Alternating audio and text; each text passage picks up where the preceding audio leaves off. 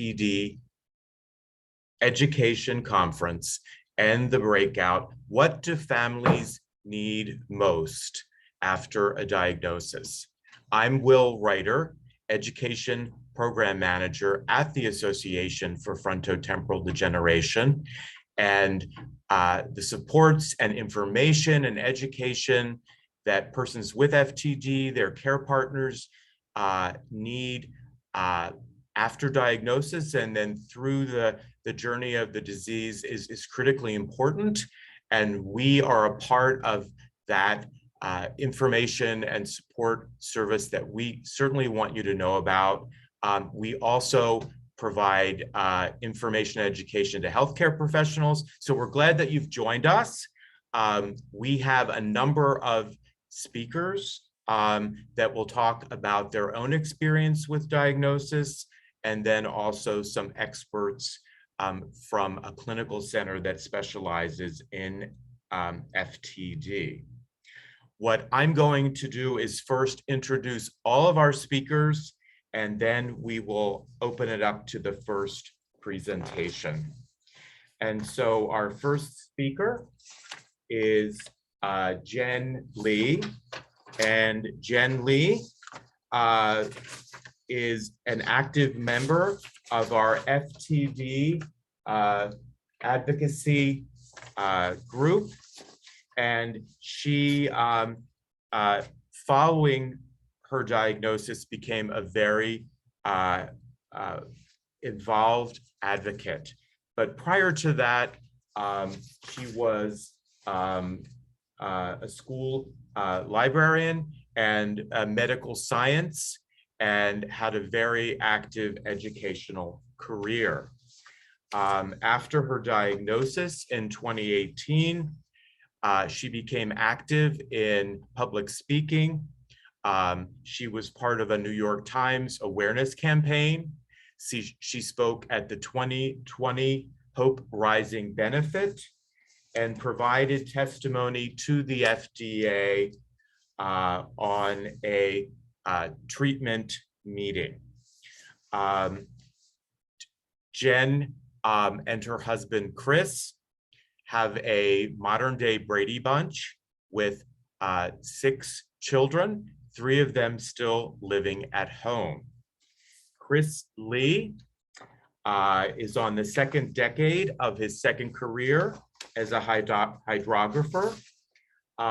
And he says that he is often found on the back porch of their home, likes to sit out there, and his wife, Jen, is always wondering where he's gotten to. He fell in love with Jen before her diagnosis and asked her to marry him after her diagnosis from the rooftop of a hotel. So a very true romantic. He's a scientist and very aware of the disease and the disease process, but he has hope for what's going on now in terms of research, and is hoping for the day when we can conquer this disease. Our next presenters are Katie Brandt, the Director of Caregiver Support Services and Public Relations in the FTD unit at Massachusetts General Hospital. Katie provides leadership for research, education, and community events to support the caregiver experience for families impacted by FTD, Alzheimer's, and other dementias. Katie was co-chair of the National Alzheimer's Project Act Advisory Council, Alzheimer's Research, Care, and Services from 2019 to 2021. She's a passionate advocate in the rare disease and dementia community, and is inspired and is inspiring by her experience as a former FTD caregiver for her late husband. Our final presenter is Rose Gallagher, a registered nurse in the Massachusetts General Hospital FTD unit and normal pressure hydrocephalus program. She aims to provide competent, compassionate, and individualized nursing care for patients and their families while collaborating with the clinical care team to achieve optimal patient outcomes. Her nursing interests include care of patients with neurodegenerative disorders and palliative care. I'll let you know that all of our speakers have much more engaging and interesting bios in the conference program. So I direct you there. And we're about to hear from our first speakers. I'd encourage you to moderate your volume according to your needs. And so we'll first hear from Jen and Chris Lee. When we were first diagnosed with FTD, and I say it we because even though it's an individual diagnosed with FTD, it is your entire family that is diagnosed when you have an FTD diagnosis, because it takes everyone together to stay afloat during this disease. We were at the doctor's office and we were told what I had. We were told to get our affairs in order and that it was a terminal illness, and they didn't know how long I had, but it was short. And when I came out of the room, the nurse we had was crying, and also other people that I had known at my doctor's office for years. So then we not only get in the car and I'm bombarded with that, but also it was right before Christmas. So we're looking at each other, and I've been diagnosed with a disease we've never heard of. Ever. And we've just been told to read medical journals about it, and that see you in 6 weeks. So we came home, and Chris did predominantly most of the reading, while I predominantly did most of the crying. And I'm not saying that lightly. Yeah. And you need to find what you need to understand. Whereas I went and looked through peer-reviewed medical journals and read those types of articles. Most of her reading was more of a layman's type of reading, but I needed to understand the science of it, the biochemistry part of it. And so that's where I went. But you need to research and find what it is that you need to understand it. So then we were tasked with the task of telling our family and friends. And telling family and friends is not easy because they have a lot of questions. And with FTD, you have some answers, but you don't have a lot of answers for what they're asking. A lot of answers is I don't know. Yeah.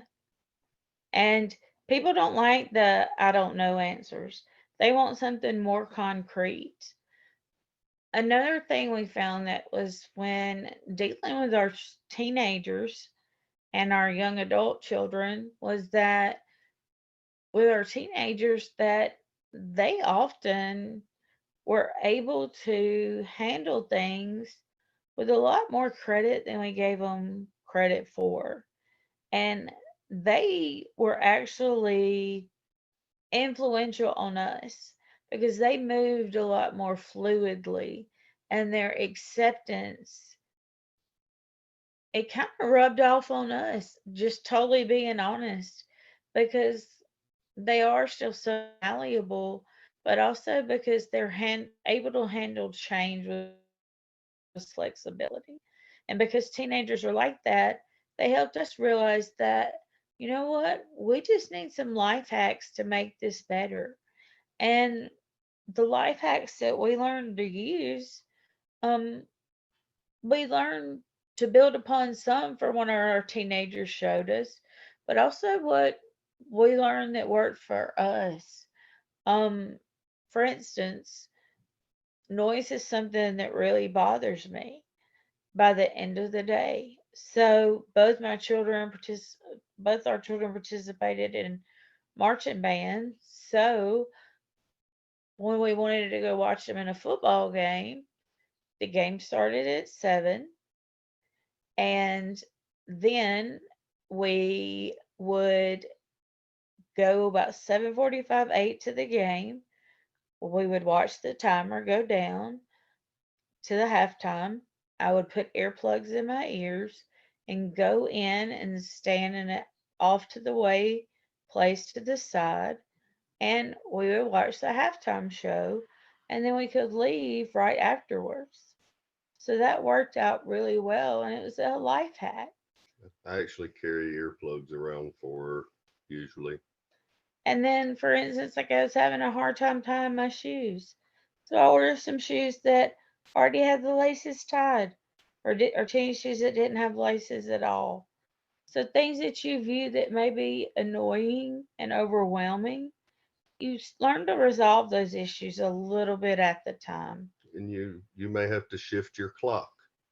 You may have to shift your clock that you go to bed at 6 or 7 in the evening, or you may function better if you shift your bedtime to 12 or 1 or 2 in the morning. It's whatever you need to shift, and your care partner needs to be able to do and deal with some of those shifts also, and not think that it's something weird or anything like that. It's just what that person needs. And by having a care partner that listens to you, this is like one of the most important things we could ever tell you is to listen to what your loved one is saying, and not just hear them, but listen to them. And when a care partner listens to what their loved one is saying, then not only are you able to help them out in life, but you're also able to help them communicate when they go to places like the doctor's office, where they may become more nervous and not be able to communicate effectively how they feel. Or if they're having a bad day, even that I sometimes I finish her sentences for her. I don't do it to be rude, but sometimes I do it to just keep her from having to struggle if she's having a bad day or something like that. And uh, I, I'd like to get something, especially across to healthcare professionals, that you've got to listen to your patients. Don't dismiss them. We know you have the education, and we know that you have the training and the skills to be able to do the things that they're going to help make their life better. But so many healthcare professionals dismissed us or didn't pay attention when we were talking, or a couple even seemed almost belittling. And that's not that's not what it's about. I mean, you've got to listen to them, and while you know everything that you know, you don't know more about the patient than the patient themselves or than their care partner does. And you've got to listen to them. I know I've said that 2 or 3 times in a row, but it's that important. And for someone when you're diagnosed with FTD, it takes a whole team of people. But when you have the right support system in place, it helps you come out from the side of, okay, I'm someone that has FTD and I want to isolate myself because my whole life has been turned around and turned upside down, to being a person of, okay, I've put it back together now, and now I want to be able to go out and help others and help them through the first parts of their diagnosis and help people who are struggling just like I did. As a patient or care partner, don't live afraid. No. Don't live afraid. Tell them the quote that you read. Oh, yeah. I recently read a quote because I had been struggling some with having fears that, there were so many things I want me to tell our teenagers, and, just obsessing about making all these lists. And it said that don't live like you're going to die today. Live as if you died yesterday. And when you live like that, then every day is a new day. And every day is a new day with hope. and fulfillment. Hello, everyone. My name is Katie Brandt. I'm the Director of Caregiver Support Services from the Massachusetts General Hospital Frontal Temporal Disorders Unit, and I'm incredibly honored to be a part of AFTD's Education Day this year. I'm thrilled to be a part of the session. What do families need most after an FTD diagnosis? I hope that my experience working in a clinical research program can help to shed some light on how clinicians can help families navigate those early days. So what are the learning objectives for my part of the session? One, that we listen to individuals and families to understand the needs, values, and goals of care that they have to develop person-centered care plans that acknowledge culture. That we help families build connections between yourself and local providers to connect families with local resources for care and support, and that we connect families with the appropriate patient advocacy organizations for education, emotional support, and empowerment for advocacy. How are we going to do this? This framework I like to call the care plan trifecta. You'll see that at the center of the plan, we have the person living with a diagnosis and their care partner.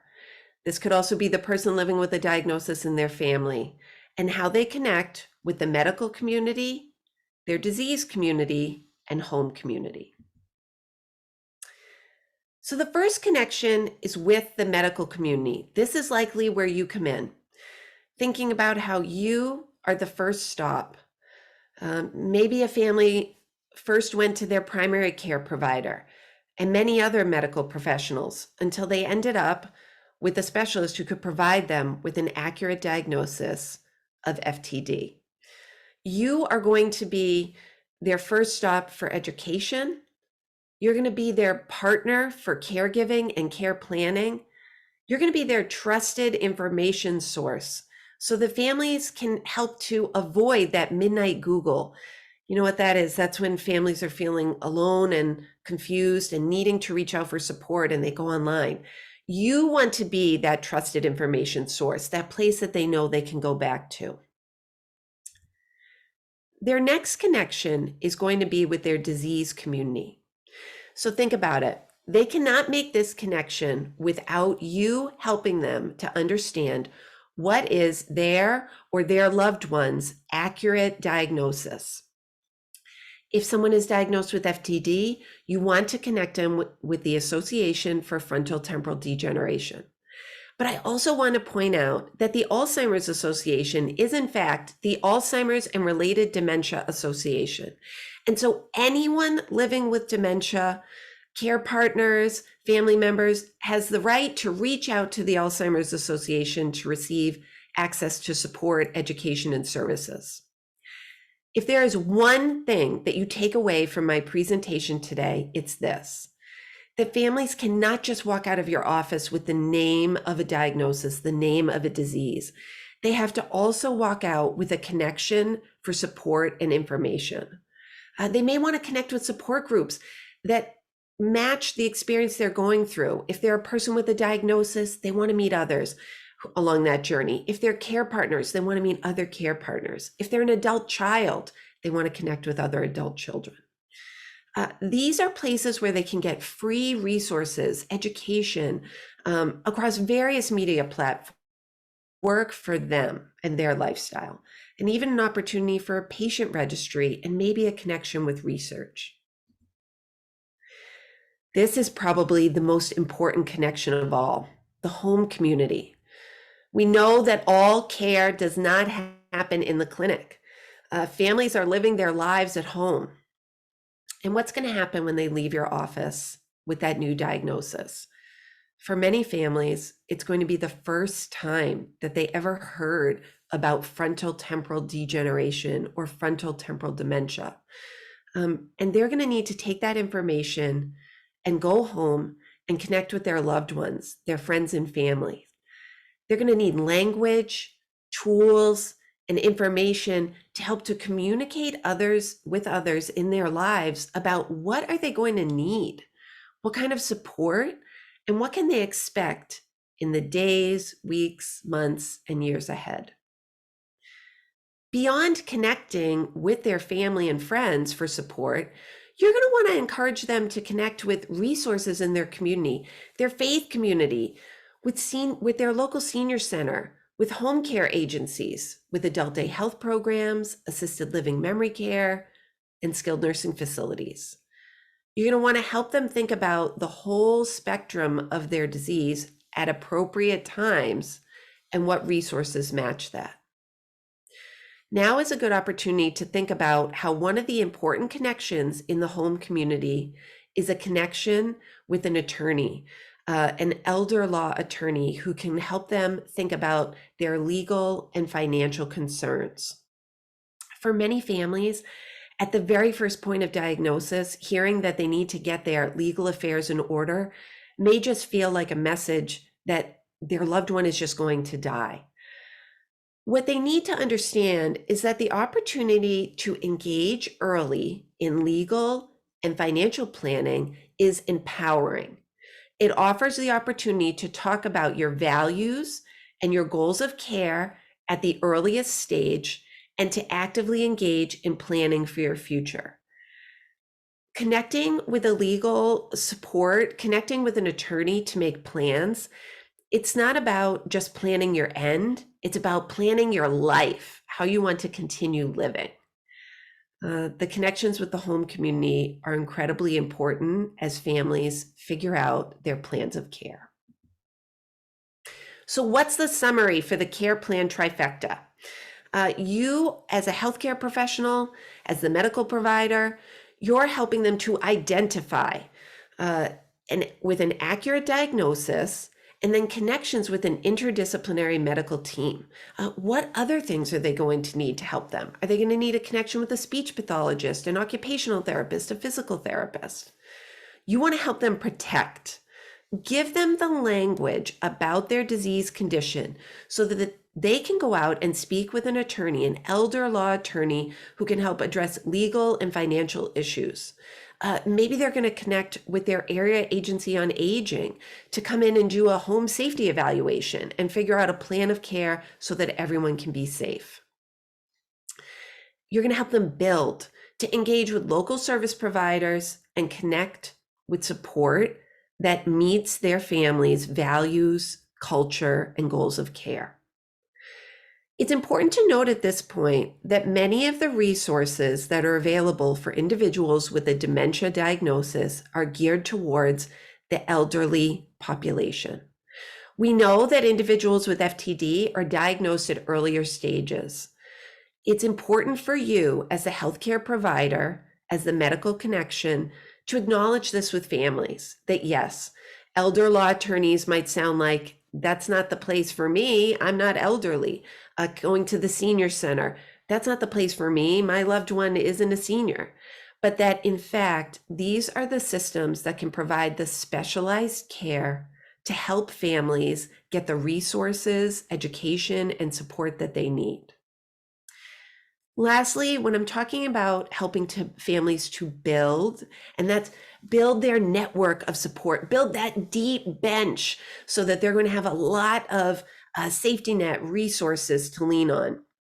You also want to keep in mind that when you diagnose a person with FTD, a patient, you're actually giving a dual diagnosis that day because you're also diagnosing their spouse, partner, friend, or family member as a care partner or a caregiver. And it's also going to be your job to make sure that that caregiver has opportunities for education, support, and respite, that they are also receiving care because they're going to contribute to the care and well-being of your patient. We do not yet have a cure to slow or stop frontotemporal degeneration, Alzheimer's disease, or related dementias. Today, we have a cure for the isolation and loneliness that may come with a diagnosis. It is our job as healthcare professionals and medical providers to make sure that we are addressing the needs of our families to connect and reduce isolation and support and provide support so that families can continue to live high quality lives, make new memories of joy, and continue their love story. Thank you for your time and attention for our session today. And thank you for being a part of the medical community that provides care and support for families traveling the journey of an FTD diagnosis.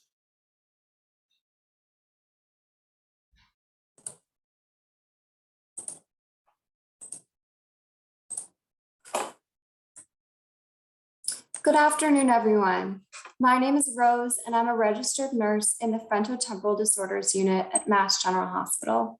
I'm thrilled to be here with you all today to join in on this session about what's needed in the year following an FTD diagnosis. This portion of the session will focus on what's needed through a medical connection and collaboration lens. I have no disclosures to share with you all today. Throughout today's talk, I hope to highlight the importance of establishing supportive and ongoing individualized patient and family-centered care with a multidisciplinary team following a diagnosis. I hope to provide concrete resources and action items healthcare providers can utilize following a diagnosis delivery. I plan to review potential care needs that may arise within the first year following a diagnosis, and I really hope to empower medical professionals, patients, and families to feel hopeful about what we can do together on the FTD journey. Needs directly following a diagnosis. Our patients and their families are our greatest teachers. In conversation with Jen and Chris, when I asked them what felt most important for providers of those newly diagnosed with FTD to remember, they shared two things that stuck out to me. The first was to listen. No two disease courses are exactly the same, and neither are any of the people traveling them. To understand what our patients and their care partners needs, it's important that we take the time to ask them, to listen intently. Needs will be variable, and the best way to provide optimal care is to continually listen and reassess often. They also shared with me that they need our help to stay afloat. We want to help them establish a safety net within their home, medical, and outside communities as soon as we can, so the resources are available to them as they move forward and can be utilized if and when they're needed. We want them to know that they are not alone, and we want to focus on what we can do for them as their medical community to offer a life jacket, and hopefully even more than that. Concrete resources and support. What you can do as a provider directly following a diagnosis delivery. Address your patients and loved ones' questions about what this disease is and treatment options. Questions will likely evolve throughout the disease course. Establish a trusting and open patient-provider relationship. Share reputable resources and support for your patients and loved ones to refer to on their own time. The AFTD.org is an incredible resource with comprehensive information. Coordinate a follow-up visit for approximately 3 months after the diagnosis is given or sooner, and routine visits thereafter. Make sure your patients and loved ones know how to reach their care team in the interim. And deliver compassionate care. Ensure your patients and their loved ones leave the diagnosis visit with the space to appropriately grieve and to also nourish hope. They are not alone, and there is so much that we can do. What we can do is collaborate within a multidisciplinary supportive care team, engage in research opportunities, manage symptoms with medications and non-pharmacological environment communication responses, advocate for individualized care needs, connect our patients and care partners with community resources and support, collaborate with outside care teams, inpatient teams, and long-term care facilities for consultation and individualized expertise, and establish legal and financial support.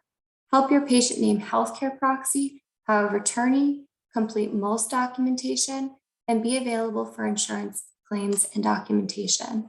There's so much that we can do to help our patients and their families move through the world a little more easily with this diagnosis.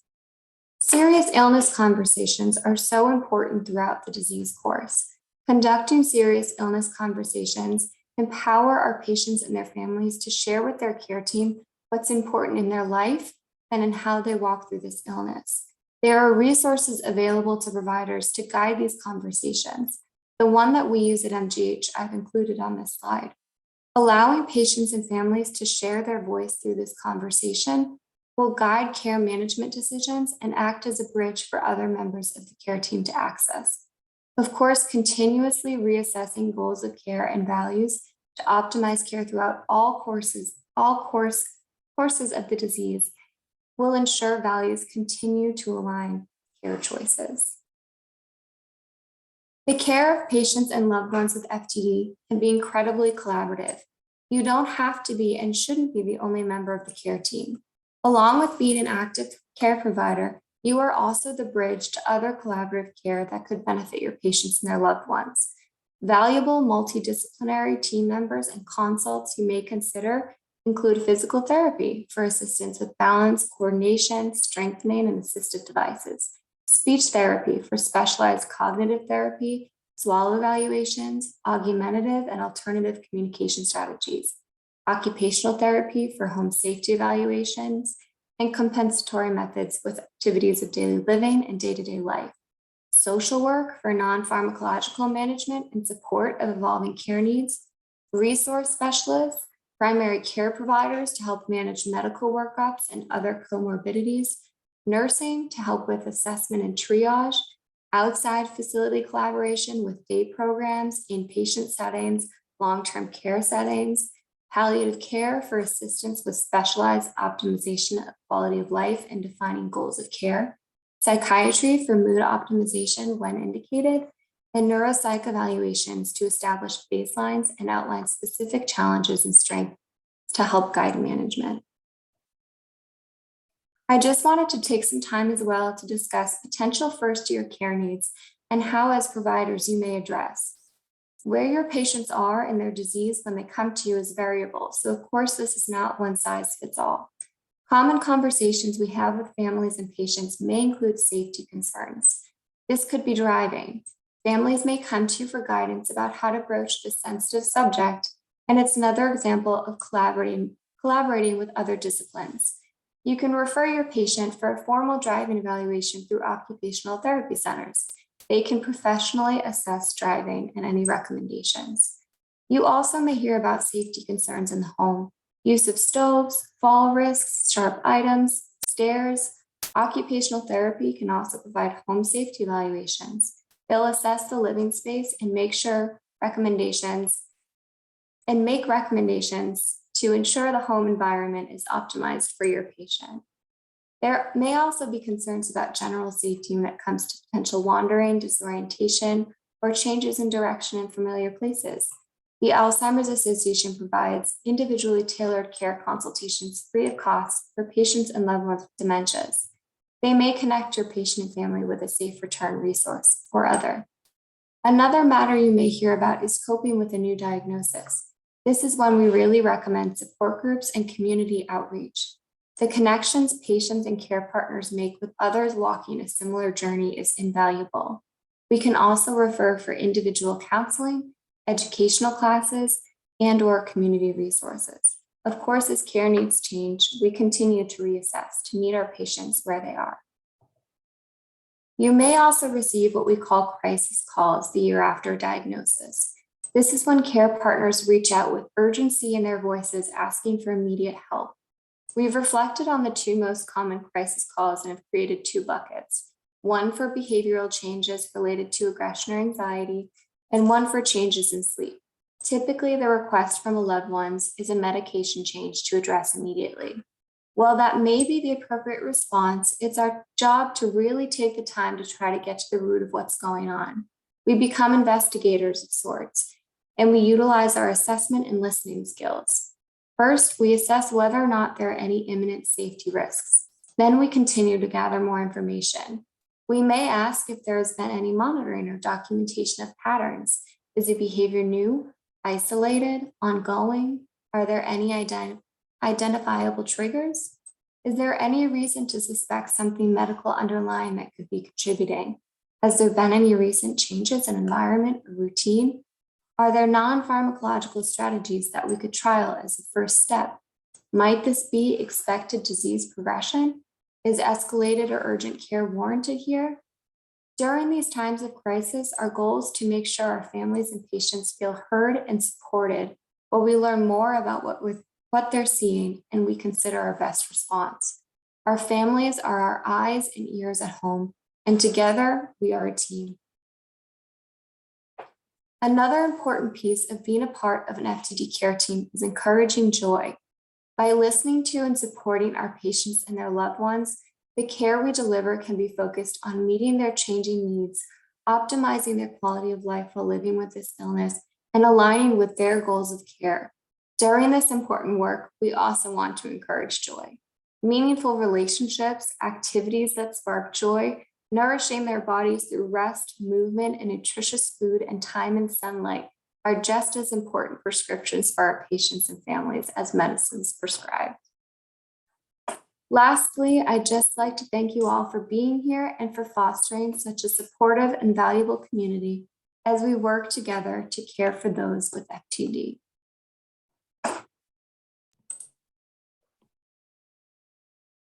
Thank you, Rose. Hopefully you can all see and hear me now. Rose and Katie is joining us again as well. And we're going to be bringing back Jen and Chris Lee shortly. I wanted to say thank you for those wonderful presentations. It's been truly a very supportive and inspired audience with many thank yous. Jen and Chris about your personal story, and Rose and Katie in relation to the good work you're doing to spread the word to other healthcare professionals. There was a lot of resonance with not getting initial support or not being referred to the right specialist. Quickly, I just wanted to acknowledge that AFTD, there was a question about respite, and AFTD does have Comstock respite grants that are available each year. Currently, the funds are running out and we will be refunded starting in July. But I put in the chat our website and also our helpline number. You can contact us there for more information. And AFTD really is at the forefront of providing both virtual and in-person, once again, in areas that are safe, support groups for care partners and also people with FTD, as well as a special publication called Partners in FTD Care for healthcare professionals that really focuses quarterly on a particular FTD disorder or a particular challenge like anosognosia or disinhibition. So you can go to our website for more information about that. So Jen, I am going to ask you two a question to start, because I don't know if you could tell, but at the beginning, I couldn't find my notes for your introduction. So I was kind of on the fly there. And It's so, okay. yeah, Them. I had practiced them, but I think I maybe, you might want to sue me for misinterpretation of your information. Anyway, you two, You did fabulous job, Will. you two live in Tallahassee, Alabama, which Correct. is a rural community.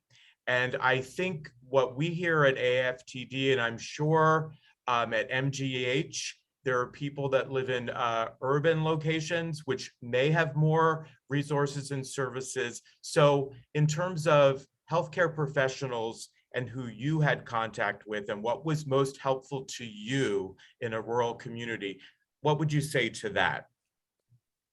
I think what was most helpful to us was we didn't understand the definition of palliative care. And I think there's a misconception with that a lot. I had never had experience with it personally. And I come from a family where there are nurses throughout our family.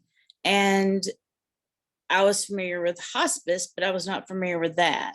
And once we got set up with the correct clinic at UAB, which is the best hospital in our state, and I was able to start going there, and it's a couple of hours away, but the quality of care there is so much better.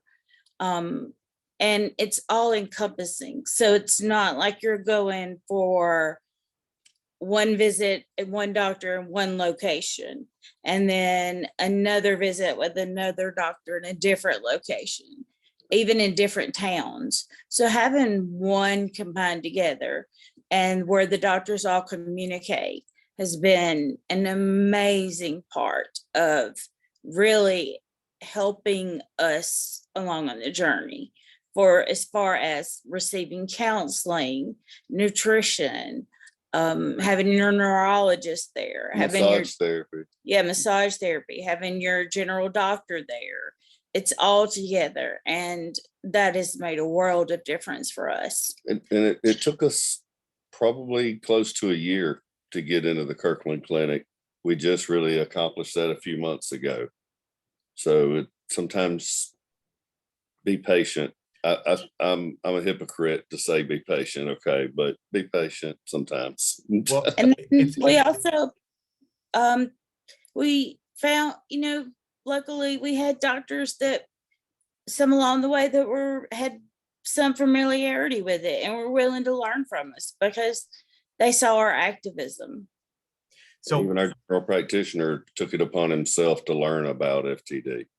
well, that's where I was actually heading, and I'm going to throw this back at Katie and Rose. But I think that there are a lot of comments on, unfortunately, many of us know that not all of healthcare really totally understands FTD, and there are misconceptions. And I know that we are just about to begin offering CEU programs for social workers and nurses, and designing more resources for healthcare professionals. In terms of your work, I know MGH has it all going on, but do you hear the same things from families maybe that are seeing you as a specialty center in terms of the more rural areas of New England? And how can we all be better advocates for persons with FTD and their care partners, and especially for the healthcare professionals that are on the line? And we only have 2 minutes left, so that's all you got. 2 minutes. Well, then I'll do 1 minute and then Rose can close us out. I think the first thing I want to say is what you may have all noticed is that all three of us talked about listening as the most important skill. And so I would say that really, if you're a healthcare professional, we're probably preaching to the choir because you are at the AFTD conference. You showed up for this session today. But for thinking about how you could maybe empower your colleagues with information, or if you're a family watching this session, I just want to give a huge shout out for the partners in FTD Care. Bring that information to your medical professional. Even if you have a specialist, bring that to your dentist, bring it to your PCP, share it with the home health aide who comes into your home. There's so much great information, and it's a great way to empower people with those connections with their peers in the community. Rose, how would you close us out today? Yeah, absolutely. I mean, the advocacy is so important, and teaching people about this. I mean, it is considered a rare disease, so we have a long way to go about education and access, and it's up to us to start this and, continue to raise our voices and bring the resources and engage in conferences and community outreach to keep working to make it, more accessible.